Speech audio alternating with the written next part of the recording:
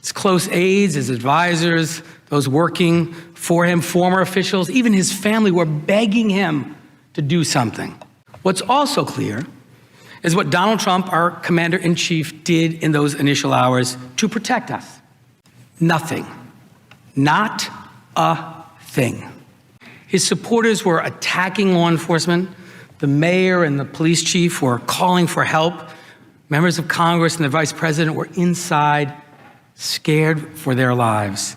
And he doesn't send help, doesn't try to stop it, doesn't even acknowledge the attack. Instead, our commander-in-chief tweeted the video of the speech that he'd given before that included language like, "Our country has had enough, we will not take it anymore, and that's what this is all about. You have to be strong." Those around Donald Trump, as was later reported, were disgusted. His close aides, his advisors, those working for him, former officials, even his family were begging him to do something. Kellyanne Conway, the president's close advisor, called to, quote, "add her name to the chorus of aides urging Donald Trump to take action." Ivanka Trump, the president's own daughter, went to the Oval Office as soon as the rioting escalated and was, as confirmed by Senator Graham, quote, "trying to get Trump to speak out, to tell everyone to leave," end quote. Minority Leader Kevin McCarthy called Jared Kushner, pleading with him to persuade Trump to issue a statement or to do something. And Kushner, too, went down to the White House after that call. And it wasn't just the people at the White House. Members of Congress from both parties who were trapped here were calling the White House to ask for help.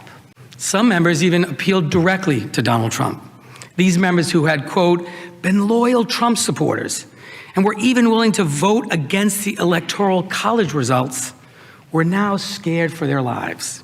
Minority Leader Kevin McCarthy repeatedly even got into a screaming match as the attack was underway, demanding that Trump do something, issue a statement denouncing the mob.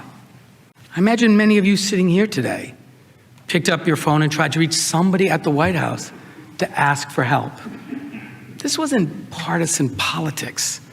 These were Americans from all sides trying to force our commander-in-chief to protect and defend our country. He was required to do that. Now, the extent of how many people tried to reach the president to get him to act is not known.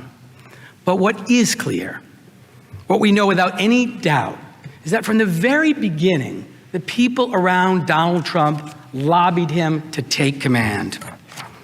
What's also clear is what Donald Trump, our commander-in-chief, did in those initial hours to protect us. Nothing. Not a thing. He knew it was happening. The attack was on TV. We all know that President Trump had the power to stop these attacks. He was our commander-in-chief. He had the power to assess the security situation, send backup, send help. He also had incited this violent attack. They were listening to him. He could have commanded them to leave, but he didn't. The first critical hour and a half of this bloody attack, Donald Trump tweeted his rally speech and did nothing else. And we know why. We know his state of mind that prompted his utter, complete refusal to defend us. It was reported by those around him. The president, as reported by sources, at the time was delighted. As he watched the violence unfold on television, President Trump was reportedly, and I quote, borderline enthusiastic because it meant the certification was being derailed, end quote.